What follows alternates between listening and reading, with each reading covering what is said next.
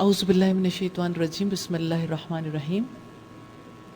Last time جب ہم نے بات چیت کی تھی تو ہم نے یہ بات کہی تھی کہ کوئی چیک لسٹ جو ہے وہ آپ بنائیں گے اپنی کچھ عادات کو پختہ کرنے کے لیے، اس لائف سٹائل کو اپنی لائف میں لانے کے لیے جس کی وجہ سے زندگی کی اصلاح ممکن ہے۔ تو اس کے لیے 4 بنیادی باتیں ہم نے طے کی تھیں۔ ایک تو یہ کہ اذان سن کر اس کا جواب دیں گے انشاءاللہ، اور اذان کے بعد کی دعا۔ دوسری چیز یہ تھی کہ وضو کرنے سے پہلے بسم اللہ اور وضو کے بعد کی دعا پڑھیں گے۔ تیسری چیز جو تھی وہ 5 نمازوں کو بر وقت ادا کرنے کی کوشش کریں گے، اور چوتھی چیز یہ تھی کہ نماز کے بعد کے اذکار کریں گے۔ تو ان 4 کاموں کے کرنے میں کوئی ڈیفیکلٹی تو نہیں پیش آئی؟ جس نے کرنے کی کوشش کی ہوگی نا 4 کو درست، اس کو تو ڈیفیکلٹی پیش آئی ہوگی، باقیوں کو نہیں آئی ہوگی، کیونکہ کرنے والے کام مشکل ہوتے ہیں، کیونکہ انسان کر رہا ہوتا ہے اور بھول بھی رہا ہوتا ہے۔ مثال کے طور پر کتنے لوگ ہیں جنہوں نے فجر کی اذان سنی اور جواب دیا اور اذان کے بعد کی دعا پڑھی؟ ظاہر ہے کہ فجر کے وقت اگر آپ اٹھے نہیں تو اس کا مطلب ہے یہ ایک دن میں، یہ ایک ہفتے میں ہونے والا کام نہیں ہے، ایفرٹ ہے۔ میں بھی سمجھتی ہوں کہ یہ اچانک نہیں ہو جائے گا، لیکن ایفرٹ ہے۔ پہلے ہفتے کا رزلٹ دیکھیں، خود کی مارکنگ خود کریں، کیونکہ آپ نے اپنی لائف کو خود لے کے چلنا ہے نا انشاءاللہ۔ تو ہم تو صرف آپ کو تھوڑا اس لائن پہ لانے کی کوشش کر رہے ہیں۔ اب آپ یہ دیکھیے کہ جس نے فجر کی اذان سنی اور اس کا جواب دیا اور پھر اس کے بعد دعا پڑھی، تو اس کا مطلب یہ کہ وہ ارلی اٹھتا رہا، تو جو ارلی رائزر نہیں ہے اس کے لیے مشکل ہو گئی۔ پھر اس نے اپنی زندگی کے ٹائم کو کس طرح سے ترتیب دینا ہے کہ فجر کی اذان کا آپ جواب دینا چاہتے ہیں تو آپ کو تھوڑا ارلی اٹھنا پڑے گا۔ ظاہر ہے کہ یہ اچانک تھوڑی ہو جائے گا کہ آپ ارلی اٹھنے کے قابل ہو جائیں۔ یہ پریکٹس آپ اس ہفتے میں کرنے کی کوشش کریں گے انشاءاللہ۔ تو سچے ہو جائیں، قولوا قولا سدیدا۔ نکاح کے موقع پر رسول اللہ جو آیات تلاوت کرتے تھے نا، ان میں سے ایک یہ بھی ہے، سیدھی سچی کھری بات کریں، اپنے ساتھ سچے ہو جائیں، اپنے آپ کو چھپائیں مت۔ جب چھپائیں گے، اپنے آپ کو اچھا ثابت کرنے کی کوشش کریں گے، اصلاح کبھی نہیں ہوگی۔ تو ایسا نہیں ہے کہ فجر کی اذان سارے سنتے ہوں، اور ایسا ممکن کیوں نہیں؟ کیونکہ ممکن ہے رات کو لیٹ سوتے ہو، ممکن ہے نیند زیادہ آتی ہو، ممکن ہے ابھی زندگی کے لیے پلان ہی نہ کیا ہو۔ کیونکہ نارملی ایسا ہوتا ہے کہ آپ ارادہ ہی نہیں کرتے ہو، آپ کہتے ہو میں نے فجر کی نماز پڑھنی ہے تو اذان گئی۔ اس ہفتے میں تقریباً سب لوگوں کی فجر کی اذان گئی۔ ٹھیک، ایک بات تو اوورال دیکھی نا ہم نے کہ آپ لوگ پیچھے والے کیا کہتے ہیں، فجر کی اذان کتنے لوگوں نے سنی ہے روزانہ؟ کم۔ کوئی بات نہیں، ٹھیک ہے۔ دیکھیے، زندگی کے بارے میں یہ ذہن میں رکھیے گا، اچانک نہیں بدلے گی اور بغیر ارادے کے بھی نہیں بدلے گی، اور ارادہ نہیں ہوگا جب تک کہ آپ کی خواہش نہیں بنے گی، اور خواہش تب پیدا ہوگی جب ہر وقت آپ کے دل میں ایک بات رہے گی، اور نیکی کا خیال دل کے اندر اس وقت تک نہیں آتا اور وہ قائم نہیں رہتا اور وہ گھومتا نہیں جب تک کہ آپ نیکی کرنے کے بارے میں اللہ رب العزت کے اور رسول اللہ کے کیے ہوئے وعدوں کو سمجھتے نہیں، یعنی ان کو جانیں، ان کو سمجھیں، ان کو دہرائیں بار بار، حتیٰ کہ آپ کا دل قبول کر لیں۔ اذان سننے کا جو اجر ہے، اور اذان کے حوالے سے میں ایک دلچسپ بات بھی بتانا چاہتی ہوں۔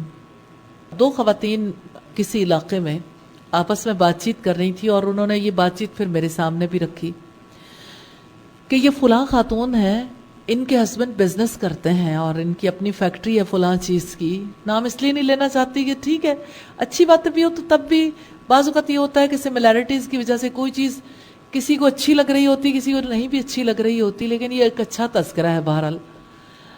تو انہوں نے اپنی ذمہ داری لے رکھی ہے کہ انہوں نے اذان دینی ہے، فجر کی اذان بھی، اور باقی بھی دیتے ہوں گے، لیکن مجھے اذان دینے کے بارے میں پتہ ہے کہ وہ اذان دینے کے لیے جاتے ہیں، بارش ہو یا آندھی آئے، کوئی بھی کام ہو۔ یہ کتنا بڑا کام ہے، کوئی مرد اپنے گرم بستر یا ٹھنڈے بستر کو چھوڑ کے اگر فجر سے پہلے نکلتا ہے اور جا کے اذان دیتا ہے مسجد میں، نیچرلی اسے اپنے گھر سے نکل کے وہاں تک پہنچنے کے لیے بھی وقت چاہیے، اور ویل ان ٹائم۔ تو جتنا زیادہ کوئی اچھا ٹائم آرگنائز کرتا ہے اتنا ہی زیادہ پھر یعنی اس کے لیے ممکن ہو جاتا ہے کہ وہ اجر حاصل کر سکے. تو اذان دینا زیادہ بڑا کام ہے نا. تو اذان دینے والوں کے لیے خوشخبری کیا ہے؟ کیا ہوگا ان کے ساتھ؟ آپ میں سے کسی کو حدیث آتی ہے؟ جی. اچھا، قیامت کے دن وہ کستوری کے بلند ٹیلوں پہ ہوں گے. کسی کو کستوری کا ہی نہیں پتا تو اس کو کیا پتا چلے گا؟ کسی کو خوشبو سے محبت ہی نہیں ہے تو اس کے لیے تو یہ حدیث بے معنی ہو جائے گی. تو جو لوگ زندگی سے پیار نہیں کرتے نا، ان کے لیے نارملی جنت کی خوشخبریاں بھی بے معنی ہو جاتی ہیں. جی.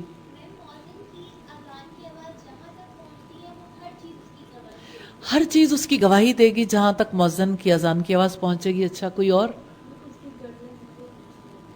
اس کی گردن سب سے اونچی لمبی ہوگی. اب یہ وہ حدیث تھی جو ایک خاتون دوسری کو سنا رہی تھی کہ آپ کے ہسبینڈ کی تو گردن اتنی لمبی ہو جائے گی اور آپ اتنی چھوٹی سی رہ جائیں گی، آپ کیا کرو گے؟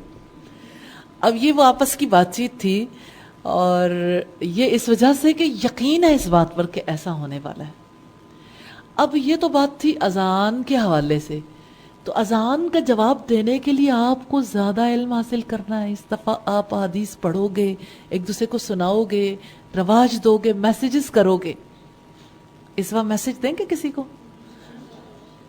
اذان دینے کا اجر اور اذان سننے کا اجر، جواب دینے کا، اور پھر اذان کے بعد جو دعا ہے، اور اپنے آپ سے ایک فقرہ اپنی نوٹ بک پر لکھیں گے اور دل پر بھی کہ مجھے اذان کے بعد کی دعا ضرور کرنی ہے، کیونکہ مجھے نبی صلی اللہ علیہ وسلم کی شفاعت کا مستحق بننا ہے کہ رسول اللہ میری شفاعت کریں.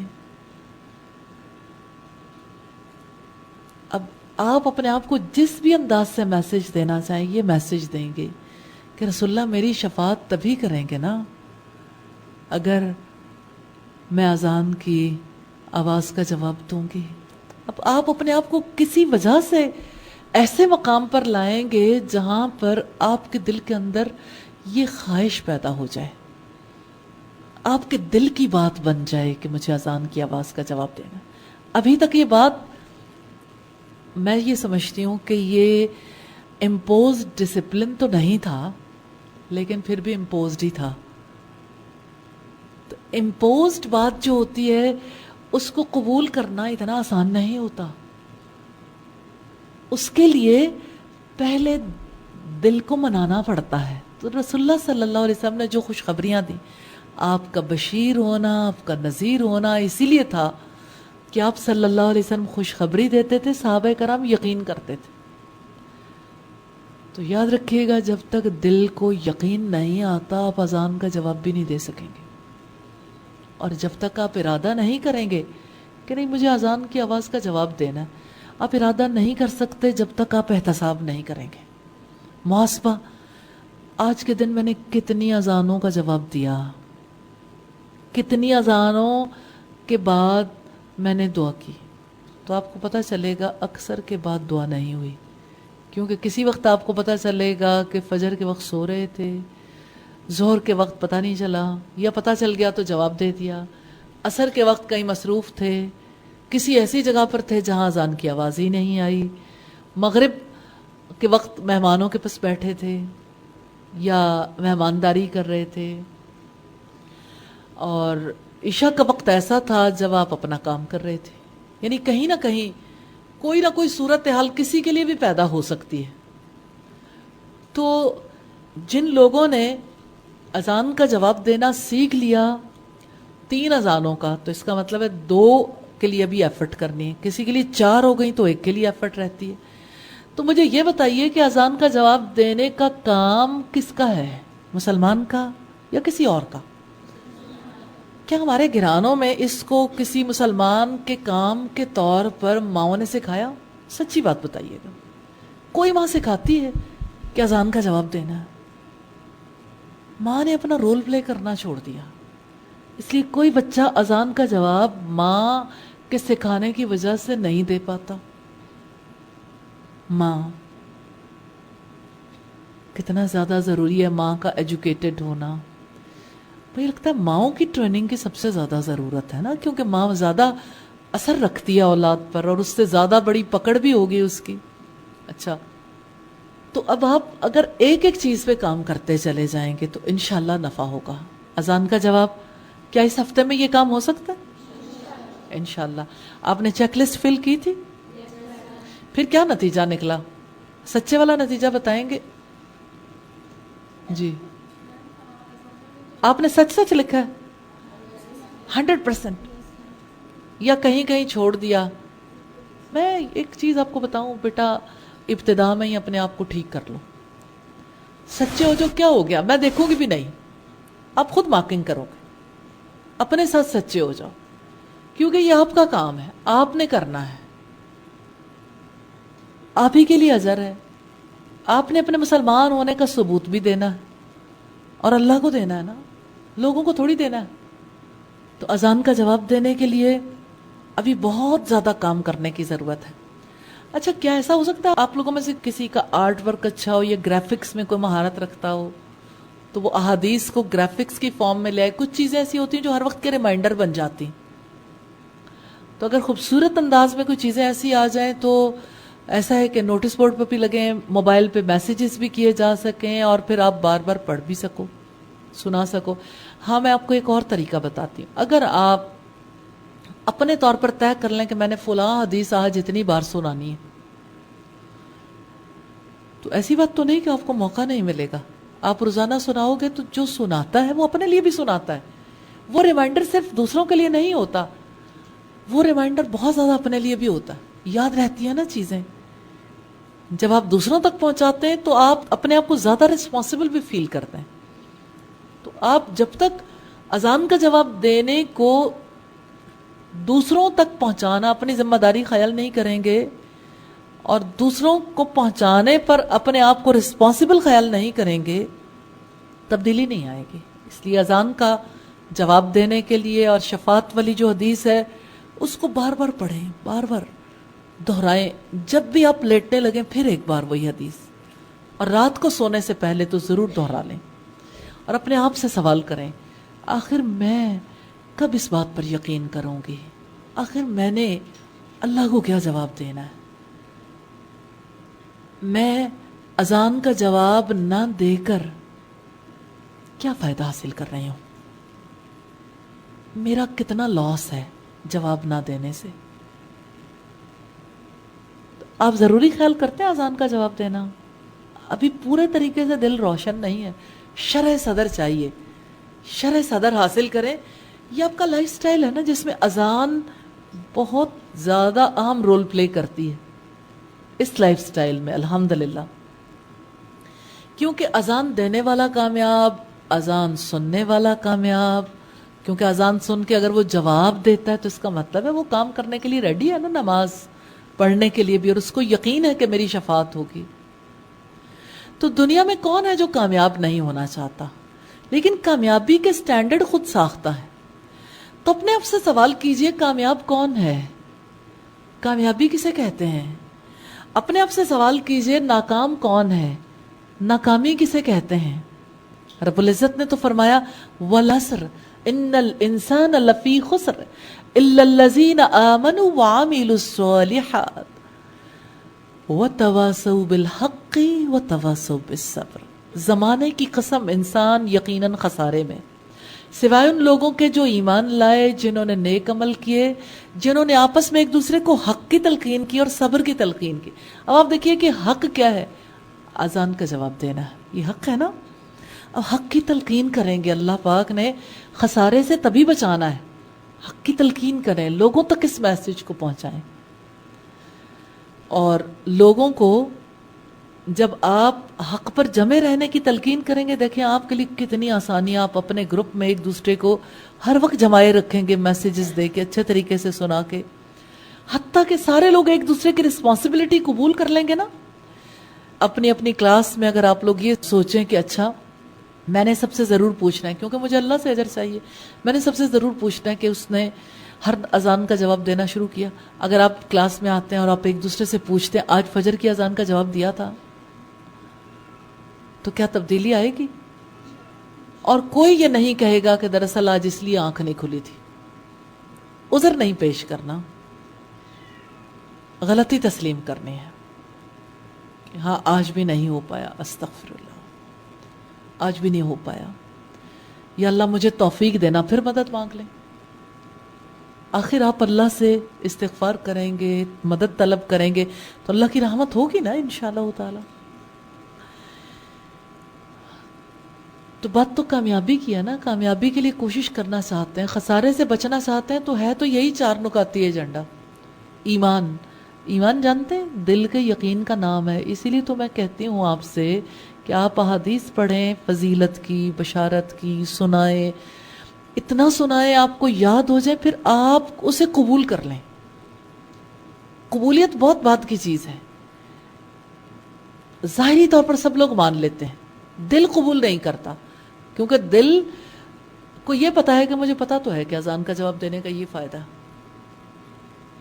تو صرف زبان سے پتہ چلنے سے کام نہیں ہوتا، عمل میں لانا ہے نا، عمل سے زندگی بنتی ہے، جنت بھی جہنم بھی۔ تو اذان کا جواب نہ دینے کا نقصان، ہر بار اجر لوز کرتے ہیں، ہر بار رسول اللہ کی شفاعت کے مستحق بننے کی بجائے اس شفاعت سے محروم ہونے کے لیے انتظام کر لیتے ہیں۔ تو یاد رکھیے گا کہ کامیابی کے لیے اللہ پاک نے جو سٹینڈرڈ بتایا نا اپنی کتاب میں، ایک تو یہ کہ وہ خسارے سے بچے، دوسرا یہ بتایا قد افلح من زکاہا، قد افلح المؤمنون، ایک بار پھر یقیناً کامیاب ہو گئے ایمان لانے والے، قد افلح من زکاہا، یقیناً کامیاب ہو گیا وہ جس نے اس کو پاک کرنے کی کوشش کی۔ اب یہ جو آپ کوشش کریں گے نا کہ آپ کی زندگی میں اذان کا جواب دینا نہیں ہے، اچھا اب آپ کہتے ہیں کہ 100% تو میں جواب نہیں دے پاتی، 50% جواب دے دیتی ہوں، اس کا مطلب ہے 50% تو کھوٹ ہے نا زندگی میں۔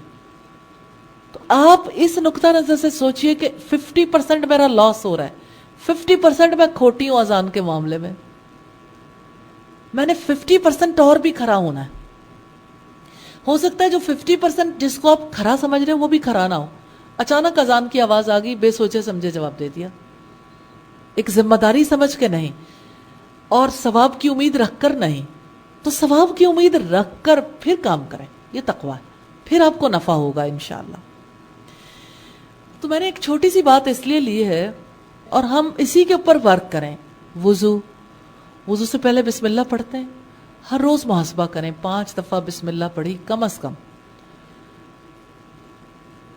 وضو کے بعد جواب دیا، پھر اسی طرح سے نماز بر وقت ادا ہوئی یا نہیں، اپنے آپ کو جواب دیں کیوں نہیں ادا کی، اور بہانہ نہیں کرنا، جواب ایک ہی ہے، میری غلطی ہے، کچھ بھی ہے غلطی ہے میری، میں نہیں ادا کر پائی تو مجھے ادا کرنی ہے، اب عذر نہ ہونا تو آگے جانے کا چانس پیدا ہو جاتا ہے۔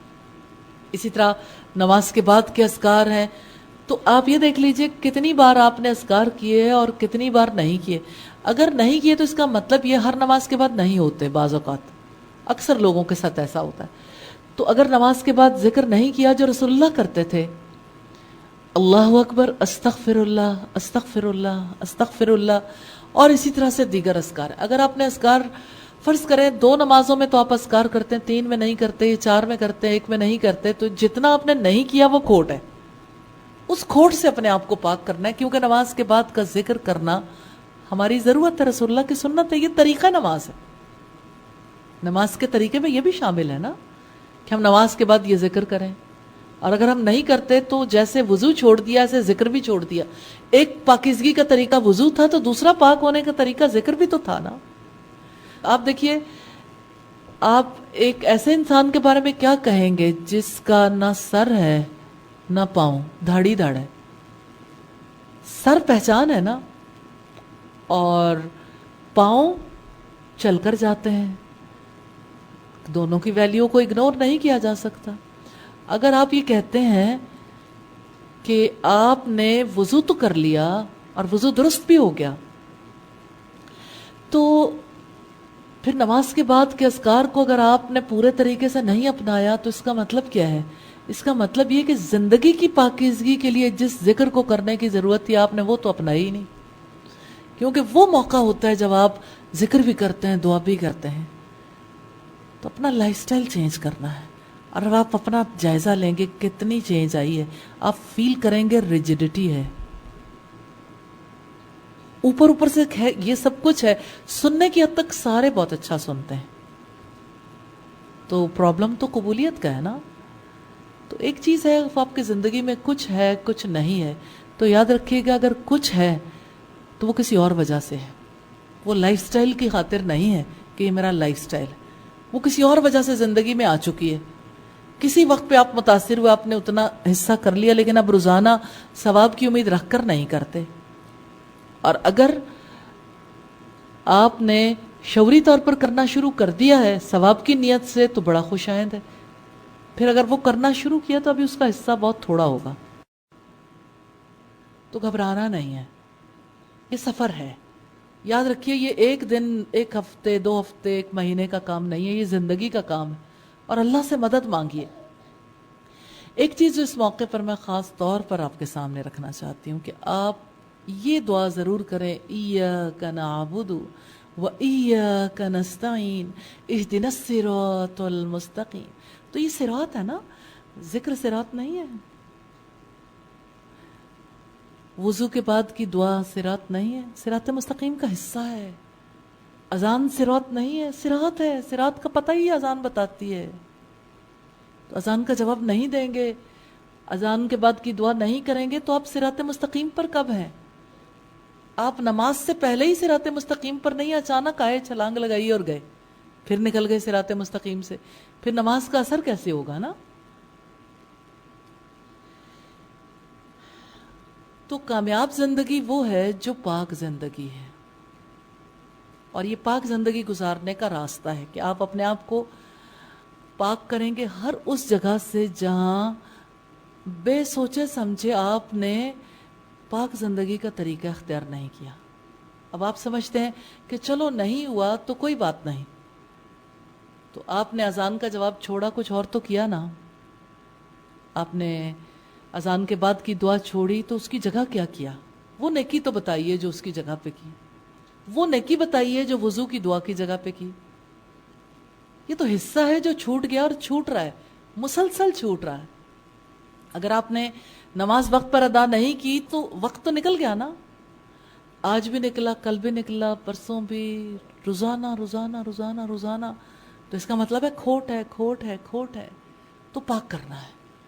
نماز کے بعد کا ذکر نہیں کیا, ذمہ داری نہیں سمجھی. تو جب ذمہ داری نہیں سمجھی تو آج بھی نکلی ذمہ داری, کل بھی, اور ہر روز وہ ذمہ داری قبول کرنے کے لیے تیار ہی نہیں ہو رہے, تو اس کا مطلب ہے کہ اندر خرابی ہے. اس خرابی کی اصلاح کرنی ہے, اور یہ خرابی دور ہو سکتی ہے جب آپ تواصو بالحق کریں گے. اس کے بغیر نہیں کام کر سکتے آپ. تواصو بالصبر کریں. اچھا, میں آپ کو ایک اور طریقہ بتانا چاہتی ہوں جس سے بہت آسانی سے بڑی جلدی چینج آئے گی. آپ کی ڈائری میں بھی یہ سب کچھ ہو سکتا ہے, لیکن آپ کی کلاس کے لیے ایک مشترکہ چارٹ بھی ہو سکتا ہے. ہر روز سارے آ کے لکھیں اور نوٹس بورڈ پہ لگا ہوا, آج کس نے فجر کے بعد کی, اذان کی بعد کی دعا پڑھی تھی. اگر آپ یہ چارٹ بنانے میں کامیاب ہو جائیں نا, اور سب کا مشترکہ سلسلہ ہو, اور ٹیچر آپ سے پوچھیں کہ کیوں بھائی آپ لوگ کیوں نہیں اذان کے بعد کی دعا کر رہے, ہر بار جب دعا نہیں ہوگی, ہر بار جب جواب نہیں دیں گے, تو آخر آپ کی ڈسکشن کا کوئی نتیجہ تو سامنے آئے گا نا. ایک وقت آئے گا کہ آپ اسے سمجھیں گے کہ یہ واقعی کو مسئلہ ہے ہمارے ساتھ, کہ ہم نہیں کر پا رہے. ابھی آپ اسے مسئلہ نہیں سمجھ رہے. پھر جب آپ فیل کریں گے کہ ہمارا مسئلہ ہے, پھر اس کا حل بھی چاہیں گے.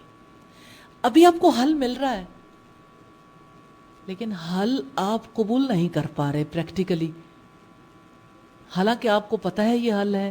اس کی وجہ یہ کہ ایمان اور عمل صالح کے لیے تواصو بالحق اور تواصو بالصبر کی ضرورت ہوتی ہے. ایک دوسرے کو سارے تلقین کریں. تو اس کو ذرا کھول کے عمل کو لے آئیے. یہ چاروں نکات پہلے آپ کی ڈائری پہ آئے تھے, اب ذرا نوٹس بورڈ پہ بھی لے آئیں ناموں کے ساتھ. تو آپ دیکھیں کتنی پیاری ایکٹیویٹی ہے نا. آپ اسے, اور ان کو گولڈن سٹار دیں جن کی ساری چیزیں پوری ہیں, اور بلیک سٹار دیں جو روزانہ ہی اپنا کام پورا نہیں کرتا. تو آپ یہ ضرور دیکھیں گے کہ اتنی چھوٹی چھوٹی ہماری زندگی کی باتیں کرنی بھی مشکل نہیں ہے، لیکن ہم اسے اپنی عادت میں نہیں لا پاتے۔ رسول اللہ صلی اللہ علیہ وسلم کو لوگوں کے وضو کی اتنی فکر ہوتی تھی کہ آپ اپنے ساتھیوں کو سالوں سکھا کے بھی جب آپ کسی کو وضو کرتا دیکھتے تو آپ اشارہ کرتے تھے، ہلاکت ہے، بربادی ہے ان ایڑیوں کے لیے، ان ایڑیوں کے لیے آگ سے، وَيْلٌ لِّلْعَقَابِ مِنَ النَّارِ، کہ جو ایڑی خشک رہ گئی اس کو آگ پکڑے گی۔ اتنا بڑا مسئلہ بنا کے رسول اللہ نے پیش کیا نا وضو کو۔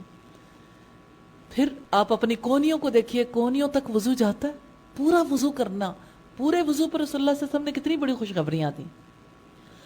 اس بار جب آپ کام کریں گے تو وضو کو پورا کرنے کی کوشش بھی کریں گے، کیونکہ آپ کی توجہ انوالو ہو جائے گی۔ آپ وضو کو ایک کام تو سمجھیے نا، آپ نے وضو کو ٹیکن فار گرانٹیڈ لیا ہے کہ بس آپ نے وضو کرنے سے پہلے ہاتھ دھونے، 3 بار کلی کرنی ہے، ناک میں پانی ڈالنا ہے، منہ پہ پانی ڈالنا ہے، پھر بازو دھونے ہیں، پھر مسح کرنا ہے، پاؤں دھونے ہیں، اور اٹھ جانا ہے باتیں کرتے کرتے۔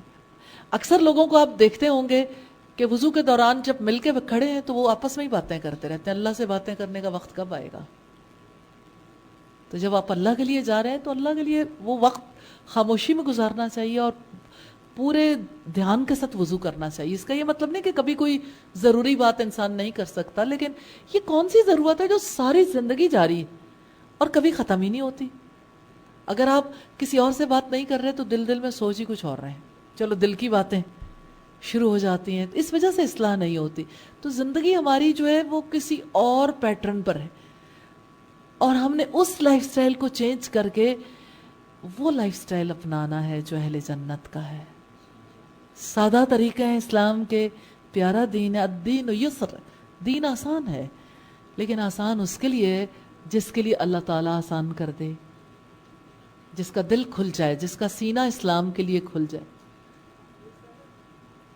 تو پاک زندگی گزارنے کے لیے پاک زندگی کے طریقے سیکھنے پڑتے ہیں، لفظوں میں بھی، عمل میں بھی۔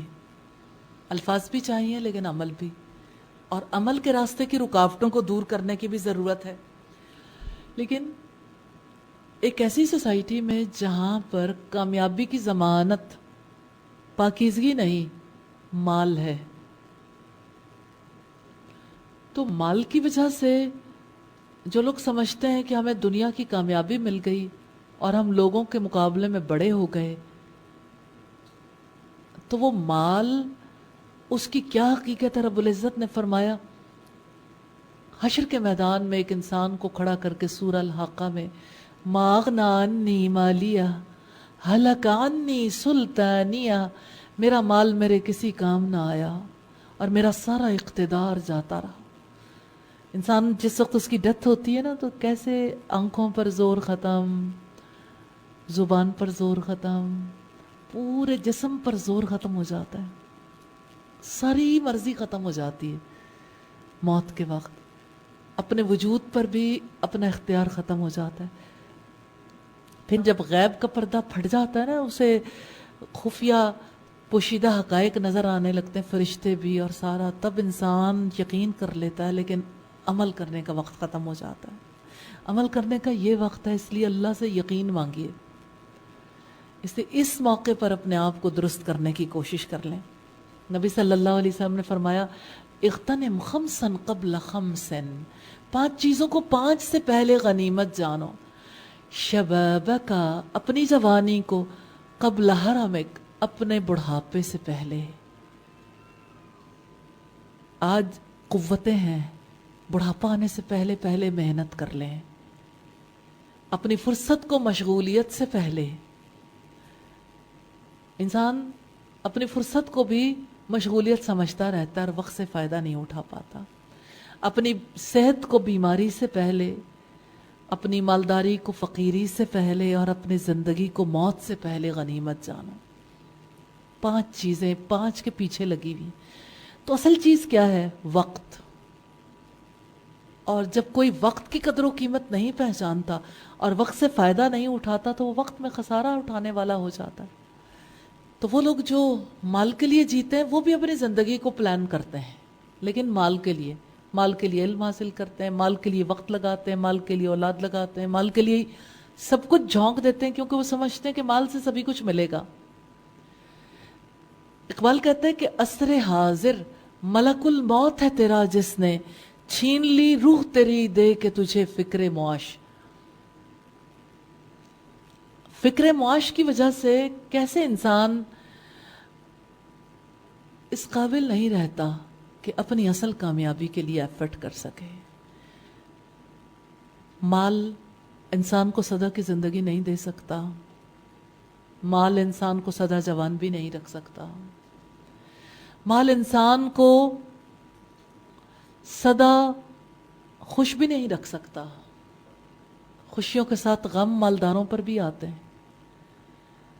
مال انسان کو مشقتوں سے بھی نہیں بچا سکتا. کچھ مشقتوں سے انسان بچتا ہے لیکن حالات و واقعات سے ایسی مشقتیں سامنے آ جاتی ہیں جس سے فرار کا کوئی راستہ نہیں ملتا. کسی کا بچہ معذور ہے, کوئی کیا کر لے گا جتنا بھی مال ہو.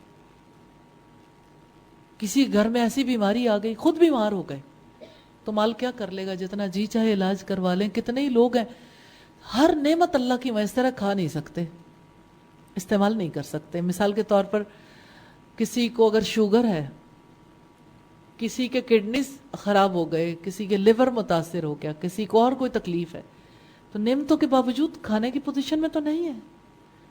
تو مال سے آپ کیا کچھ خرید سکتے ہیں, وہی جو اللہ کی تقدیر میں ہے. مال سے کسی نے روکا نہیں ہے, لیکن اس چیز سے ضرور روکا ہے کہ مال کی خاطر جیئیں. دنیا میں آج لوگوں کی کامیابی اور ناکامی کے لیے سٹینڈرڈ کے طور پر پیش کیا جاتا ہے. دیکھو دنیا میں سب سے کامیاب انسان کون ہے, پہلے درجے پر کون مالدار ہے, دوسرے پر, تیسرے پر, چوتھے پہ, پانچویں پہ, اور پانچوں سے بڑھ کر کون ہے. ایک چھوٹا سا کلپ دیکھیں گے. دنیا کے 5 مالدار لوگ جنہوں نے مال کمانے کے لیے ساری زندگی لگا دی, کیا انہوں نے دنیا سے جانے کے لیے تیاری کر لی؟ کیا انہوں نے اپنے زندگی کے مقصد کو پورا کر لیا؟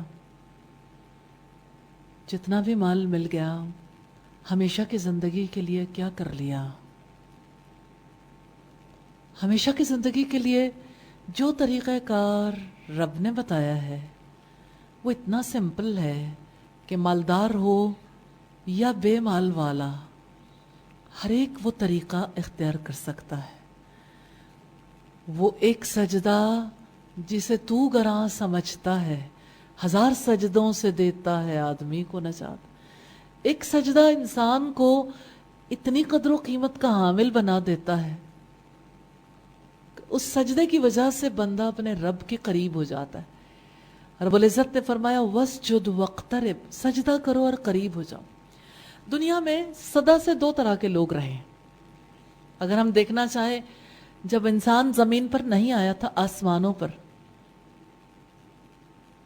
تو غلطی ابلیس سے ہوئی اور آدم علیہ السلام سے بھی ہوئی. ابلیس ناکام ہو گیا اور آدم علیہ السلام کامیاب ہو گئے. وہ کیا چیز تھی جس سے آدم علیہ السلام کو کامیابی ملی؟ اگر آج ہم دیکھنا چاہیں تو کامیابی کے لیے کس دولت کی ضرورت ہے؟ توبہ. کہ آدم علیہ السلام نے اپنے رب سے توبہ کر لی تھی, استغفار کی. اگر ہم اس کے مقابلے میں ابلیس کو دیکھیں تو ابلیس نے کیا دولت کمائی؟ انا خیر من ابا واستکبر وکان من الکافرین. ابا, اس نے انکار کیا. آج آپ دیکھیں اذان کا جواب دینے کے لیے دل کتنی بار انکار کرتا ہے. اذان کے بعد کی دعا کرنے کے لیے دل کب کب انکار کرتا ہے. آپ کہتے ہیں میرا دل تو انکار نہیں کرتا, لیکن عمل کیا بتاتا ہے؟ وضو پہلے کی دعا, وضو کے بعد کی دعا, نماز کو وقت پر ادا کرنا, نماز کے بعد کی دعا, ذکر. ایک ایسا کام جو بہت آسان ہے, اس کے لیے جو ڈیمانڈز ہیں, اس کے جو تقاضے ہیں, اس کو پورا کرنے کے لیے دل کتنا راضی ہے. کب دل نے آگے بڑھ کر لپک کر اسے قبول کر لیا کلی طور پر؟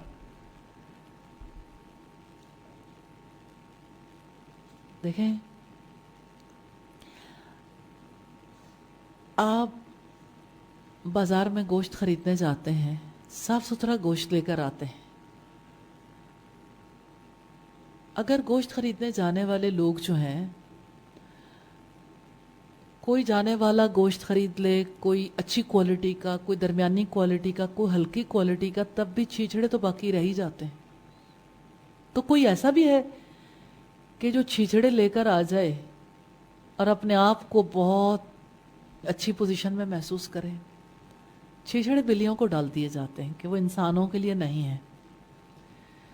تو کیا ایسا تو نہیں ہے کہ ہماری عبادات چھیچڑوں کی طرح ہوں کہ ہم ان کی طرف توجہ ہی نہ کرتے ہوں؟ ہم پوری طرح سے اس کو قبول کرنے کے لیے تیار نہ ہو. دیکھیں ایک پیکج ہے نا، اذان کے بعد کی دعا، وضو سے پہلے کی دعا، وضو کے بعد کی دعا، نماز وقت پر ادائیگی، خشوع و خضوع، نماز کی حفاظت، نماز کے بعد کے اذکار. تو آپ کہتے ہیں کہ میں نے نماز پڑھ لی ہے، وضو کرتے ہوئے بھی نہیں سوچا ٹھیک ہے وضو کر لیا، کچھ پانی اپنے چند جسم کے حصوں پہ بہا لیا، نیت کر لی چلو ٹھیک ہے وضو بھی ہو گیا، نماز پڑھ لی، نماز کے بعد کے اذکار بھی نہیں کیے، باقی بھی کچھ نہیں، تو اس کی کیا حیثیت ہے؟ اب دیکھیں ہیرا بھی ہوتا ہے نا، تو ہیرے کی تراش خراش ہی اسے قدر و قیمت کا حامل بناتی ہے نا. تو آپ کی نماز کی قدر و قیمت ان چیزوں سے، پورے طریقے سے اس پورے پروسیس کے بغیر اگر آپ ایک کام کو کریں گے تو اس کام کی ویلیو نہیں ہے. ویلیوبل اپنے تمام لوازمات کے ساتھ. آپ کھانا بناتے ہیں اور آپ کھانا بناتے ہوئے نمک ڈالنا بھول جاتے ہیں، ہر روز ہی بھولتے ہیں. تو ایک یعنی ایسا مریض ہے جس کو نمک منع ہے تو وہ تو چلو کھا لے، تو باقیوں کی کیا سزا ہے؟ آپ اگر سویٹ ڈش میں چینی ڈالنا بھول جاتے ہیں، ساری چیزیں یہ چینی نہیں ڈالی تو اسے سویٹ ڈش نہیں کہا جا سکتا. آپ کھانا بناتے ہیں اور آپ کھانا بنانے کے لیے پانی چڑھا دیتے ہیں اوپر اور گوشت ڈالنا ہی بھول جاتے ہیں. پانی میں آپ سارا کچھ ڈال دیتے ہیں، نمک مرچ مسالے پیاز لہسن ادرک، بس. تو کیا جو کھانا بنے گا اس کو گوشت کہتے ہیں کہ آپ نے گوشت بنایا ہے؟ تو پھر ہم اپنی نماز کو اس کے سارے لوازمات کے بغیر، اس کی اصل کے بغیر کیسے نماز کنسیڈر کر رہے ہیں؟ ابھی ہم صرف ظاہری طور پر جو چند پیرامیٹرز ہیں ان کو لے رہے ہیں، ابھی اپنی روح اور اپنے دل کے معاملے کو نہیں لے رہے. اس لیے اس بات کو ضرور پیش نظر رکھیے، چونکہ ہم نے ایک چیز اٹھائی ہے کہ ہم نے اس کو درست کرنا ہے، تو پہلے اس کو درست کریں گے انشاءاللہ تعالیٰ، پھر باقی چیزوں کو بھی ساتھ دیکھیں گے. اسی طرح سے آپ اگر یہ دیکھنا چاہیں تو ابتدائی طور پر ابلیس ناکام ہوا تھا تو آدم علیہ السلام کامیاب ہو گئے. الحمدللہ اللہ پاک نے پھر ایک مشن کے تحت حضرت حوا کو اور حضرت آدم کو زمین پر بھیجا تھا اور یہ کہا تھا اہبطوا منہا جمیعا، کہ اتر جاؤ اس میں سے سارے کے سارے. فَإِمَّا يَأْتِيَنَّكُم مِّنِّي هُدًى فَمَن تَبِعَ هُدَايَ فَلَا خَوْفٌ عَلَيْهِمْ وَلَا هُمْ يَحْزَنُونَ. پھر اگر میری طرف سے تمہارے پاس کوئی ہدایت آئے گی تو جو کوئی اس کی پیروی کرے گا اس کے لیے نہ خوف ہوگا نہ غم. یعنی اب آپ کا دنیا میں جانے کا ٹائم آ گیا. اس وقت آدم علیہ السلام ناکام بنا کر گلٹ میں دنیا میں نہیں بھیجے گئے تھے،